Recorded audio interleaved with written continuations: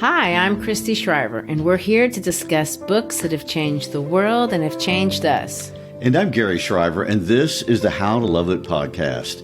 In 1572, on Bread Street in the city of London, a well-educated Roman Catholic woman, Elizabeth Heywood, gave birth to John Donne. She didn't know it, obviously, but her son would grow up to become a revered poet, but also one of the greatest preachers in Anglican history. His life story inspired some of the best love poetry and some of the most interesting religious thoughts in the English language. The experiences and ideas that shaped him spring from his Catholic roots.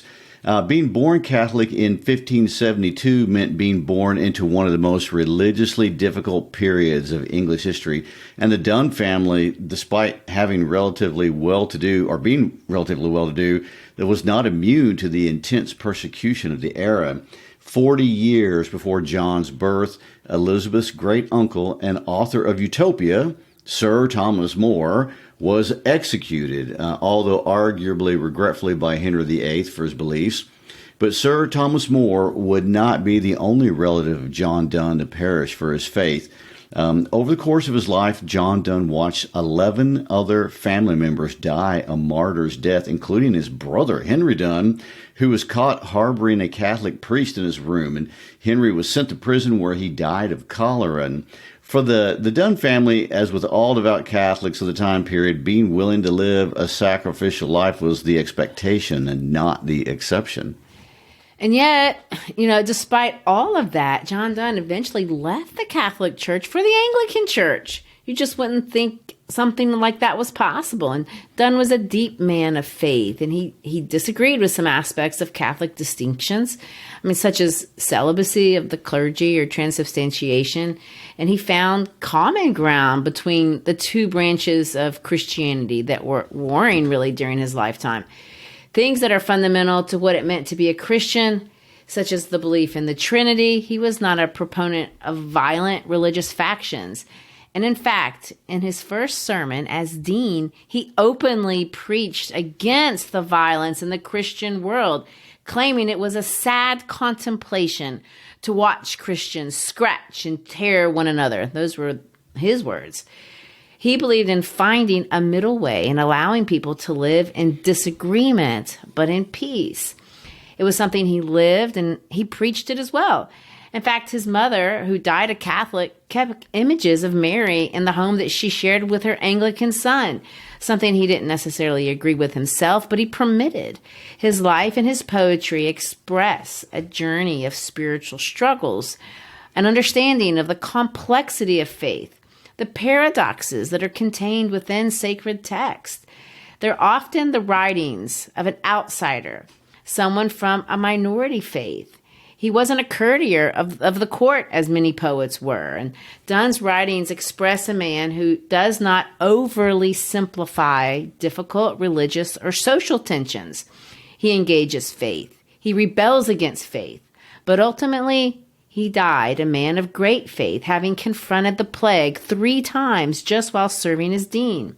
At the time of Donne's death, he was the dean of St. Paul's Cathedral in London, where he had preached to thousands, including a sermon in front of King Charles just weeks before his own death in 1631.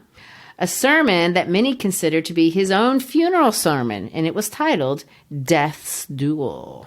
John Donne talks a lot about death, and in fact, he's famous for it.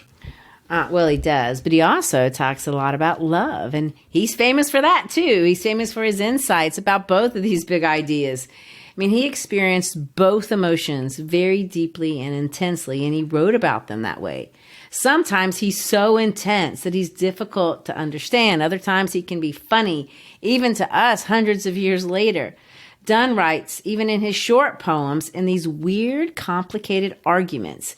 He makes awkward and unlikely comparisons, and some of them take quite a bit of thinking to work out. In fact, Ben Jonson, who was his contemporary, although liked his work and considered himself a fan, predicted Donne's poetry would perish, and this is what he said, for want of being understood.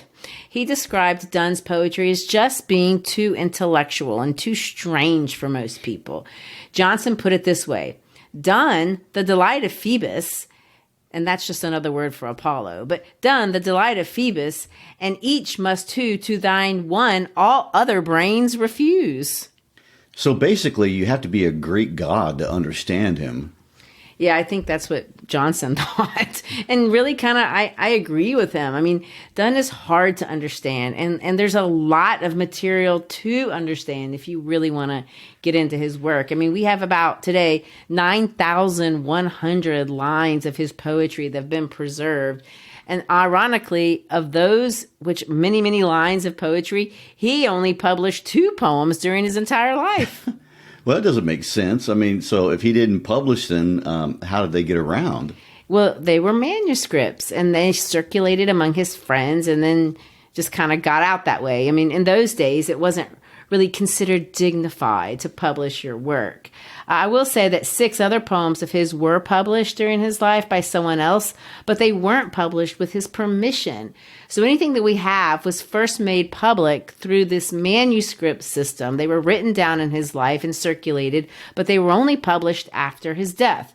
But besides his poetry, there's 160 of his sermons that we have. And besides the poetry and the sermons that we're familiar with, there's other things too, like essays and treatises on religion, and there's meditations on illness. There's 230 letters. You know, most of his work is religious, which shouldn't be surprising. And his most popular poems today, though they are not his religious poems, but they're secular ones, and they are secular and somewhat promiscuous.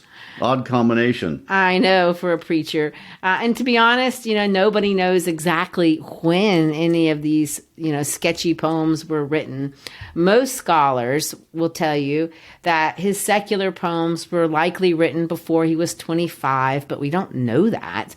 We do know that they weren't written when he was a dean, because there's evidence that point to that in his life. At that point, they were kind of embarrassing for him, and he even tried to limit their circulation. But apparently in the 1600s, manuscripts were like tweets. They just never go away. His secular poetry is fun. It's irreverent. Most of it, or I don't know about most of it, a lot of it is about seducing women, at least the popular stuff is. On the surface, they can come across as misogynistic locker room talks, actually. But for the most part, they're just plain mockery of the courtly love trope that had consumed the social scene of his day. We'll see how biting that mockery can be as we discuss today his most anthologized poem, The Flea. Well, it's a very interesting idea, because I think most of us, when we read his mocking poems, think he's mocking women, but to think that he's mocking the pervasive attitude towards women and a relationship at court between men and women, that changes how we understand almost all of his mocking poems, and there are a lot of those. Well, there are. And although I said we don't know when any of them were written, there are a few that must have been written after he fell in love with a girl named Anne, which we'll talk about next episode. But there's an obvious departure from mocking the idea of this perfect woman and seducing her to really being in love and paying any price to be with someone that you do love, which is what his serious love poems were about. If you judge their relationship by some of his sincere love poems, it's unquestionable that he absolutely and unconditionally adored his wife. I mean, never mind the fact that when Anne died, he quit writing love poetry entirely, and he wrote a whole other sort of poetry after that. That's true. And he's just an interesting man, and he never stopped being interested in the relationship between physical love and spiritual love. He wrote about these two ideas constantly, and he connected them constantly. He saw them as intertwined, which was very different than what other people were doing or thinking at the time. He wanted to know, how much does the mind matter in participating in love? How much does the body, the soul, the spirit, how is it connected? I mean, in his secular poetry, he expresses ideas about the physical relationship between a man and a woman, but he uses religious metaphors. And as he got older, he seemed to understand that the Christian view of intimacy, even between God, should be seen, experienced, and expressed, and could be expressed using sexual metaphors. Now, you can take this to be offensive, but you shouldn't, because if you do, you won't understand his understanding. He takes more seriously than most Christians the imagery of biblical texts that God uses to describe his relationship with humanity. And he takes note that when the Bible speaks about God's relationship with humanity, he has done so in sexual terms. I mean, most Christians don't think about it, but it's true in the Old Testament, the most obvious example being in the book of Song of Solomon's. I mean, for example, Song of Solomon 6:3 says, "I am my beloved and my beloved is mine."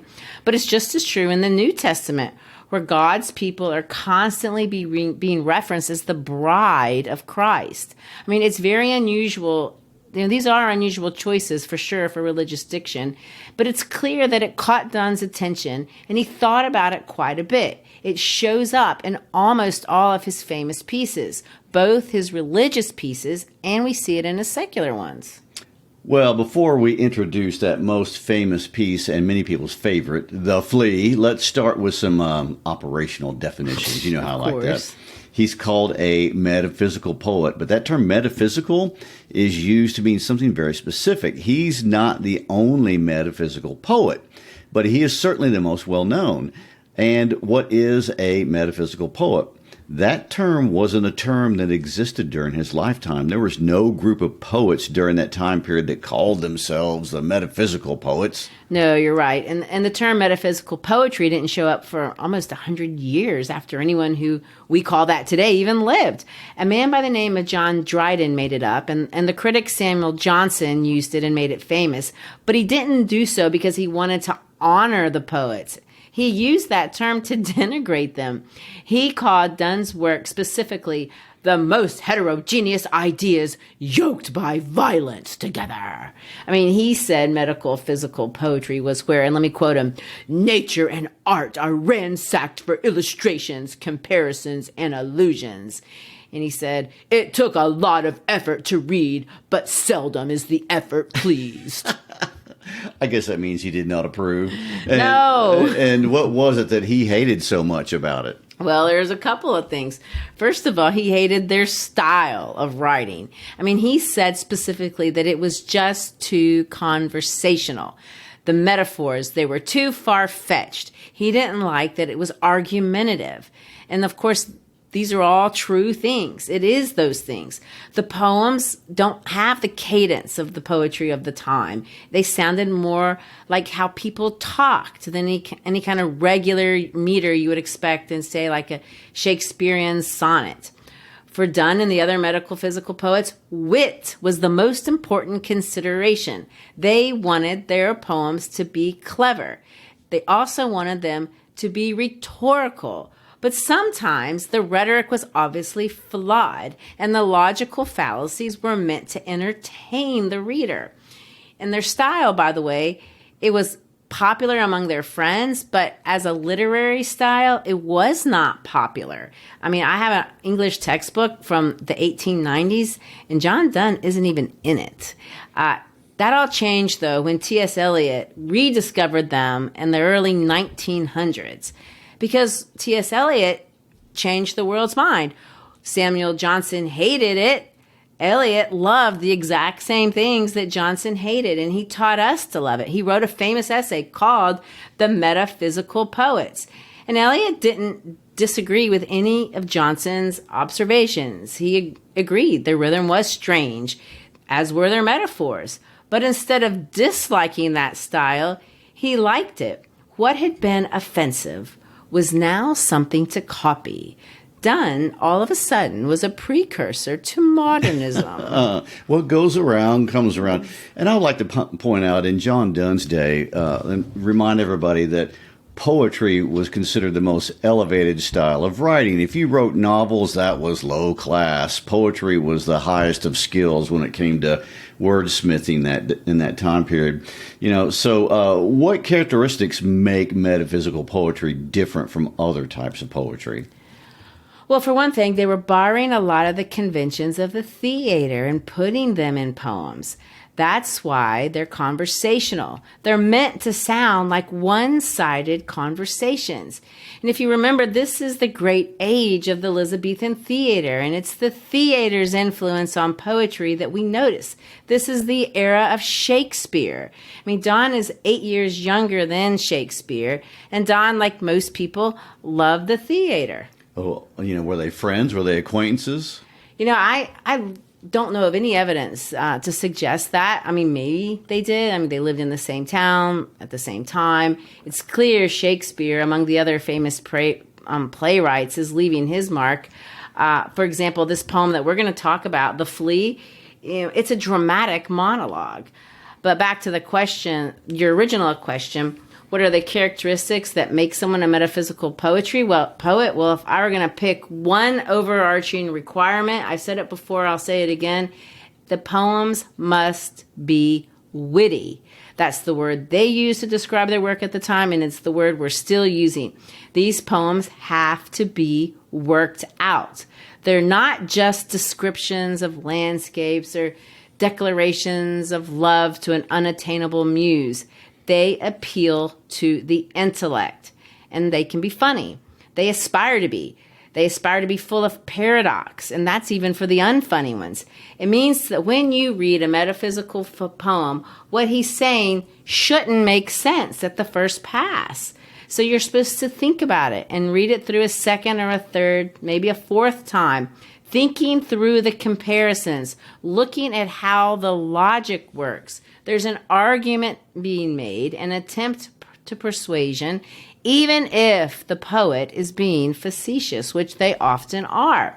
Let me give you an example of what I mean by full of paradox or rhetorical. Instead of reading the poem, though, because I want to make the point without getting bogged down in the old-fashioned English. I want to translate it to kind of the way we talk the modern English, so the syntactical problems don't keep us from understanding the poem. That's an excerpt from a funny poem called The Curse. And in the poem, Donne is clearly mad, and the poem is a curse on the man that he's angry with. So listen to what he says. May he win only love that he has to pay cash for, but may the woman he pays be an idiot, and then may she cheat on him, but only with people he hates, presumably a large number of people, and may he regret that he ever have gotten involved with her, not because he regrets his immorality, but because the reputation of the woman he's involved with is so bad that he's gotten to become the butt of everyone's joke for being with her physically. This curse goes on and on, by the way, for 4 stanzas, to which he concludes with this awfully chauvinistic line, for which he says something like this. And if it turns out that this person that I hate is not a man at all, but a woman, then let all these curses I take back, because nature has just out-cursed me. I'm surprised you like that, because that is definitely chauvinistic. Well, true, and I thought Donne was being really chauvinistic in that he felt that way about women. But if I did, I wouldn't find it funny. But I don't think he's expressing his view of women. He's presuming that the guy being cursed feels that way about women, not him. So, that's the thing about these physical poets, or really maybe even all great poets. You can't assume that the views of the persona of the poem are necessarily the views of the poet. Sometimes they are, but sometimes, especially if the poem is mock serious, they're just not. And in the case of the physical poems, often they're just being witty. Witty is the goal. So with these metaphysical poems, it's a game, and the best wit wins. So characteristic number 1, metaphysical poets are witty. Characteristic number 2, they're making arguments, and sometimes the arguments are ridiculous, but that is part of the game. But what we will see is that in Donne's case, his poetry gets more serious, presumably as he gets older, and the arguments become not games of wit, but really serious discussions about the nature of God and the nature of life and the nature of death and the nature of religion. That's true. And let me bring up one more characteristic. Metaphysical. I know I've said medical, but that's a slip of my tongue. Metaphysical poets use aggressive language. They've been described as fierce, borderline offensive. They talk in the second person. They don't necessarily follow expected rhyme schemes. They called their language strong lines, masculine expression. Those aren't my expressions. That's how they talked about it. Well, and again, that term seems difficult to understand. I mean, what do you consider aggressive language or what they call masculine expression? I guess attacking with words? Kinda. It means they just say things. And sometimes other people wouldn't say those sorts of things. I mean, here's an example. This comes out of Donne's poem, The Damp. And he imagines in this poem his own death, which is that in itself is kind of dark and not something other poets haven't done, though. However, Donne takes it farther than most poets would. In his poem, he follows up his death with his friends getting a doctor to perform an autopsy. And the poem accompanies the autopsy as the doctor takes apart the speaker's body with his friends watching. When the doctor gets to the heart, they find a picture of his lover inside. And the lover's picture shoots poisonous vapor and murders them. I mean, these are strong lines. I mean, in this case, the violence is kind of outrageous. It's overdone and it's a little funny. But you're also left wondering, why? What on earth does he mean? I mean, he's talking about love, about death, about a woman. I mean, you really do have to read it several times to sort of sort it out and put the confusing pictures together. Well, one specific term we think of when we think of metaphysical poets is the term conceit. Let's talk about that. What is a conceit? Yeah, the word conceit. Now, it's connected with another word that we know better, the word concept.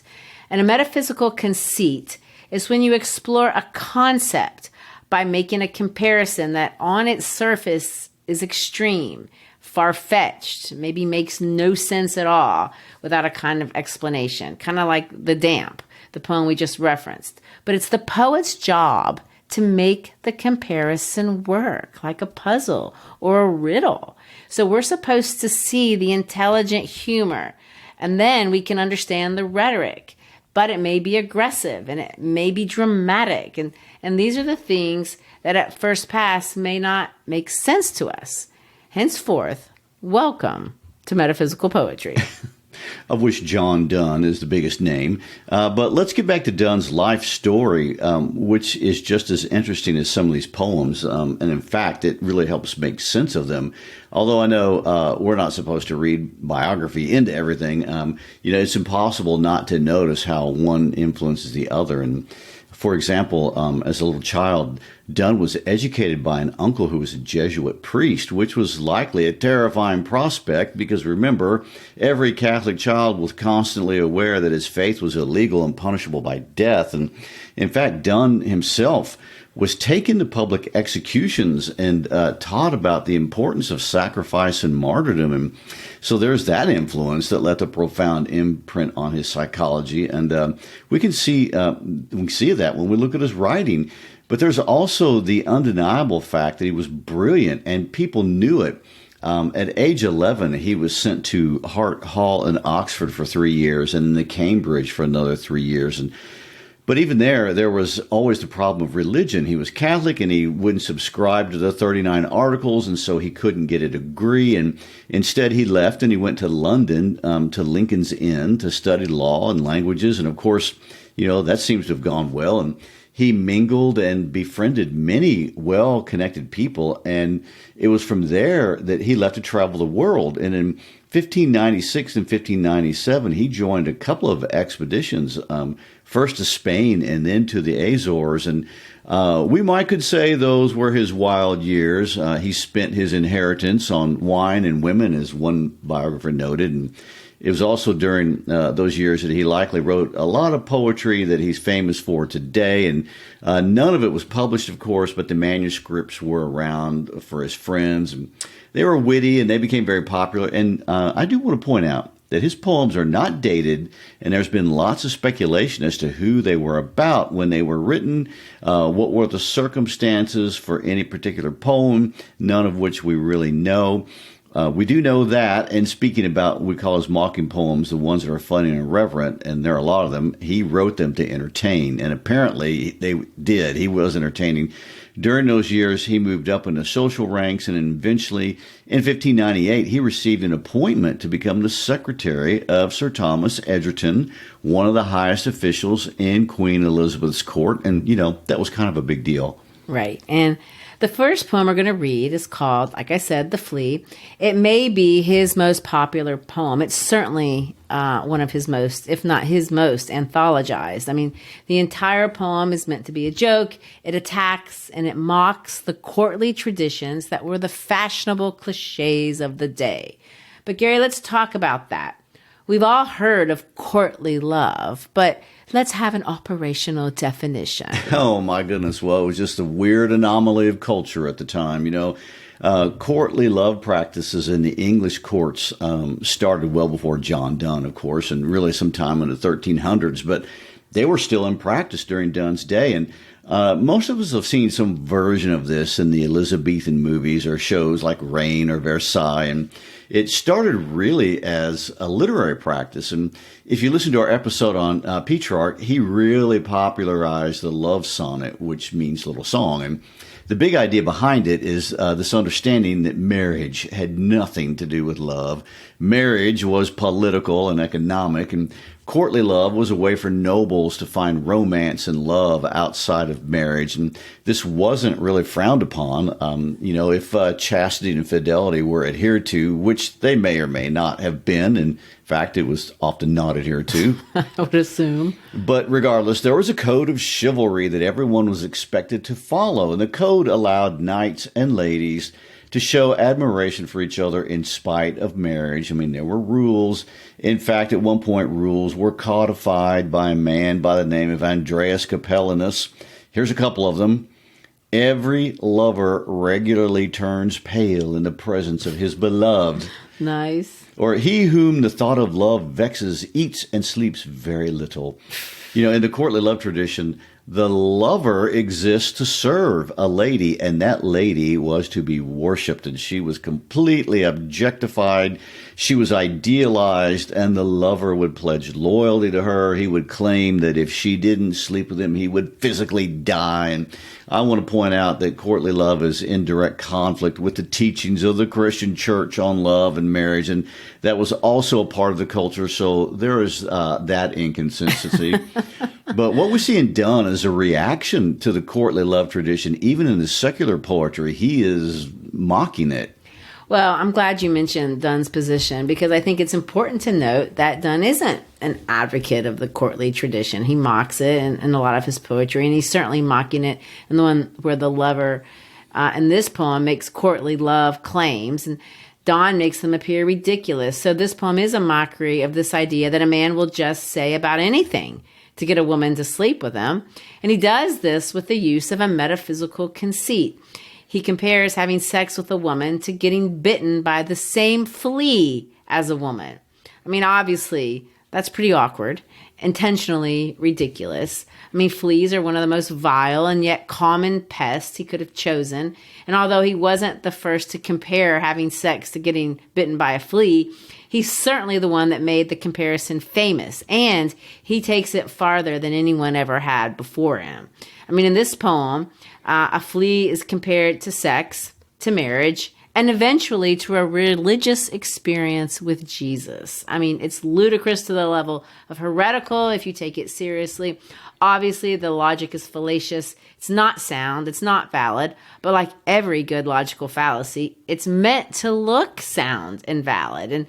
And that's what we mean when we say it's witty. If you understand the logic, it appears to be sound, and that's the joke. It's intelligent humor, as intelligent humor always is. And it seems clear, even from the context of the poem, that the woman he was, quote unquote, seducing was never fooled. Perhaps she enjoyed the joke herself, a smart girl. This poem was never actually meant to be a successful tool for seduction, at least not in the obvious sense in which it was written. Maybe if you like wit. So let's give it a go. Let's read it. Mark but this flea, and mark in this, how little that which thou deniest me is. It sucked me first, and now sucks thee, and in this flea our two bloods mingled be. Thou knowest that this cannot be said, a sin, nor shame, nor loss of maidenhead. Yet this enjoys before it woo, and pampered swells with one blood made of two. And this, alas, is more than we would do. So let's think about this in terms of the structure. In one sense, this is structured like a sermon. In those days, and really today we see a lot of this too, but sermons start with object lessons. I mean, even in the Bible, you see Jesus saying, look at the lilies of the field. Notice the mustard seeds. It's that kind of language. Mark the flea. Mark but this flea. He's saying, look at the flea. Look how a small thing you're denying me. The flea sucked my blood, then it sucked your blood. Our fluids are already mingled inside the body of a flea. This isn't a sin or something to be ashamed of. It's not a big deal. It doesn't mean you've lost your virginity to the flea, and yet it enjoys the essence of our mingled fluids. I mean, there's a lot of sexual innuendo in the language, but if you read it one more time, you'll pick it up and you can feel the funny of it.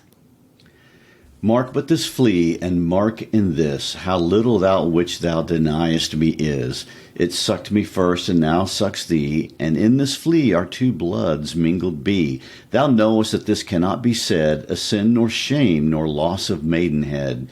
Yet this enjoys before it woo, and pampered swells with one blood made of two, and this, alas, is more than we would do.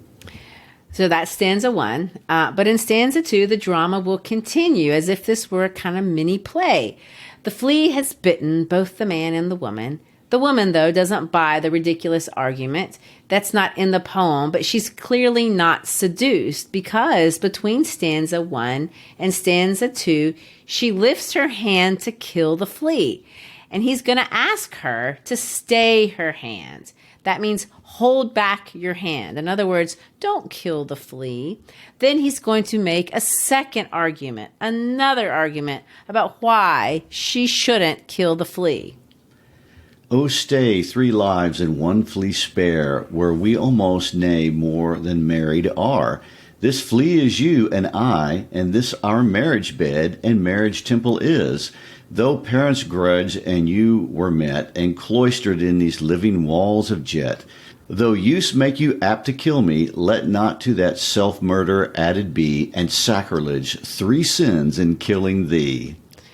So listen to how awkward. If it wasn't awkward in stanza 1, it just got worse because now he's comparing the flea to our marriage bed. He's going to say we are more than married because our blood is already mixed. In fact, the flea is not just a marriage bed, it's a marriage temple. Here's the religious language. Of course, marriage is a sacrament. It's holy before God, so this is kind of bordering sacrilegious.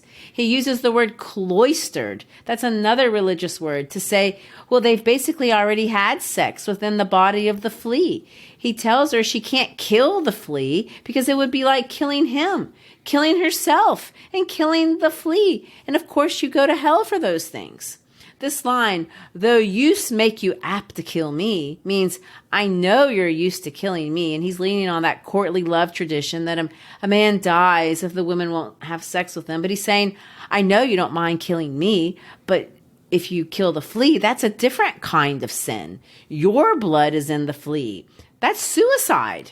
And then consider the flea. It has its own life. It's 3 murders. You know, he has reached the epitome of ridiculous in this logic right here. Yeah, I guess if you understood at the time, you'd be going, this story's so ridiculous, I've got to stick around to see how it ends. And we have another stanza because it is, and clearly the woman doesn't buy it because between the second and the third stanza, she kills the flea cruelly, if you use the words of the lover. She has purpled her nail with blood of innocence. Again, notice the religious language. He's going farther than most men would dare to go. blood of innocence. I mean, that's the reference to the crucifixion of Jesus. Listen for it. Whose innocent blood was shed for the salvation of all mankind. He's taking this metaphysical conceit to a whole nother level. Cruel and sudden thou hast since purpled thy nail in the blood of innocence. Wherein could this flea guilty be, except in that drop which it sucked from thee? Yet thou triumphst and say that thou findest not thyself nor me the weaker now. 'Tis true, then learn how false fears be. Just so much honor when thou yieldst to me will waste as this flea's death took life from thee. And just when you thought how much more ridiculous it could not get, it goes there. Because now we have another twist of logic. So the woman has killed the flea, proving that nothing spiritual or eternal happens when you murder or kill the flea that has bitten two different people. But the speaker, knowing that this is probably what she would do, is prepared to switch the logic on her. So he says, well, there you go. Nothing happened from those two bloods mingling. See? Nothing will happen when we mingle our bloods. There's nothing to be afraid of. And of course, listen to the last line. It's so cocky. He says, "'Tis true. Learn how false fears be. Just so much honor when thou yieldst to me." He doesn't say, if you'll yield to me. He says, when you yield to me. You know, in other words, he's saying, I'm just that irresistible. Sooner or later, you're sleeping with me. Exactly. Is there a part 2 of this poem? I mean, do we know what the woman does next? Well, no, that's the short answer. There are many critical essays, if you can believe it, where they argue different points. But here's my thinking. She doesn't sleep with him. She's clearly smart. He's tried to seduce her before. He's admitted to as such and failed. She kills the insect, laughs in his face. She's holding out for a better offer.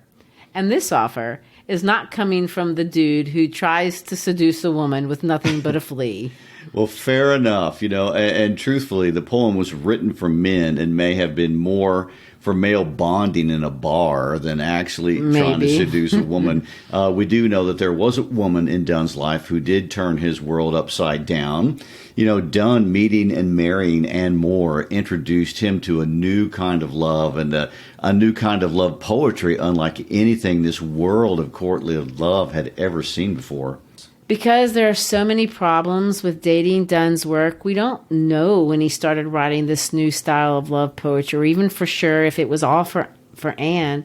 But we do know for sure that this new style of love poetry is powerful and startling. And we're going to see that writing about meaningful love, meaningful sex, had never been done before. Not like Donne was going to do it. Donne writes about love between two people that's so intimate it could only be described as holy. It sounds to me like he is shocking the world with authenticity. Wow, Yeah. what a novel idea. And it's that kind of love poetry that we will discuss in the next episode, where we will delve into his relationship with Anne and the poetry that goes with it. And between now and then, we hope that you enjoyed this introduction to John Donne and metaphysical poetry. Thanks for listening. And remember, you can always find us at howtolovelitpodcast.com, where we have links to all of our over 250 episodes now and listening guides for most of them, as well as other teaching resources. Also, whether you're a teacher, a student, a fellow lover of literature, please subscribe to our podcast via YouTube, Apple, Spotify, etc. Give us a rating, and if you like what you hear, possibly a review. It's when you share about the podcast to your friends on social media that we grow. Thank you for supporting us in our mission to make reading great literature accessible and enjoyable to as many people as possible. Peace out.